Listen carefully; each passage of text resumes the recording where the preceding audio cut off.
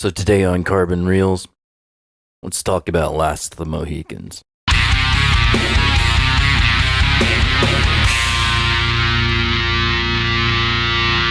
In the year of 1991, as a young boy, it was probably a Saturday afternoon, I was watching a movie. I loved watching previews. I loved seeing what was about to come out in the future. So as I'm watching whichever movie I may have been watching, I saw Aragorn on film. I mean Daniel Day-Lewis. Yes, I'm going to reference Daniel Day-Lewis as Aragorn from here on out because he is Aragorn. Look at the man. Look at him. He is Aragorn. Viggo Mortensen did a fine job for the films that were created. We'll talk about those another time. But for now, we're going to talk about Aragorn. Released in 1992, Last of the Mohicans is an epic historical drama directed by Michael Mann. It's based off, or novel, depending on how you want to put it, 1826 by James Fenimore Cooper.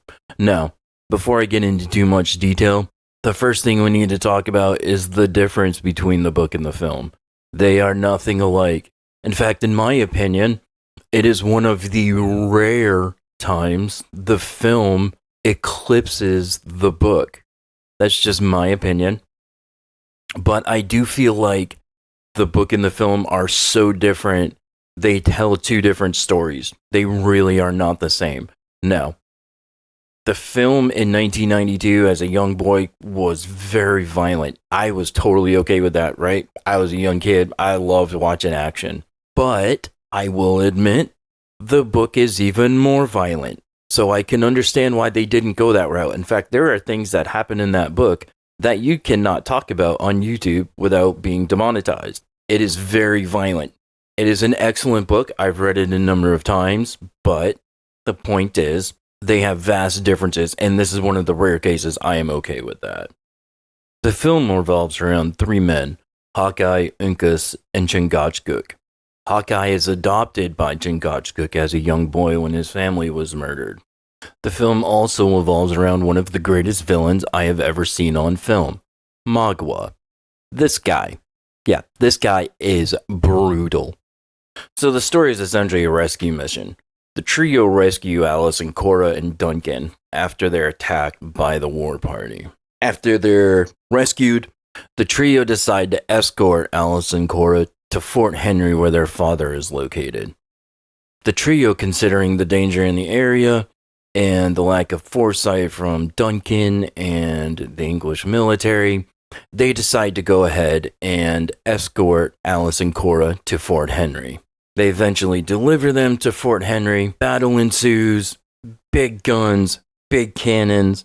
As a very young kid, this stuff was amazing. You have action. You have love. You have sacrifice. Kind of everything you want in a film.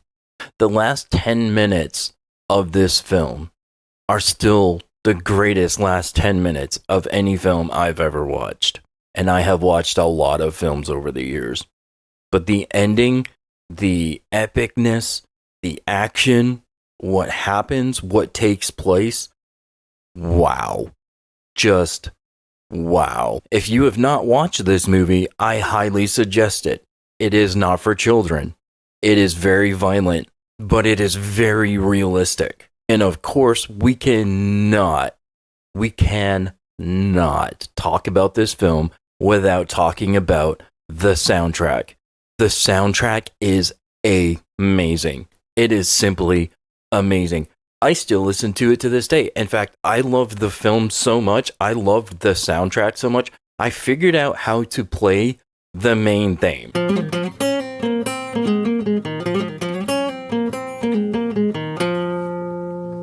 Yes, on the guitar, I figured out how to play this thing.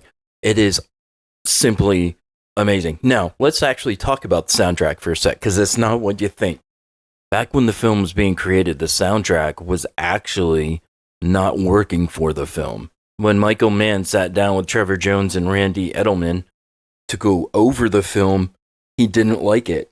The film included a lot of electric sounds. I guess something maybe like Tron. I don't know. I've never heard anything released.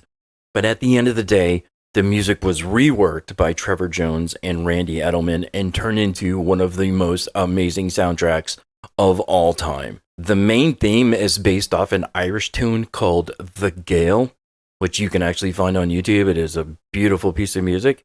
You can hear the themes that Last of the Mohicans takes from it, but I wouldn't say rips it off. It just adds to The Gale.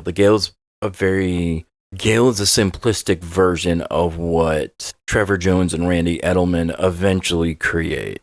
In fact, I highly recommend watching this film just for the soundtrack. You can literally put the movie on and not even watch it and just let the film play. The music is amazing. Like I said, it is still one of the most amazing soundtracks I've ever heard. I actually had a best friend who would take the soundtrack off of a cassette tape that she had and put it on a blank cassette tape that I had so I could listen to the soundtrack. I did not have the ability to buy the soundtrack back at that point.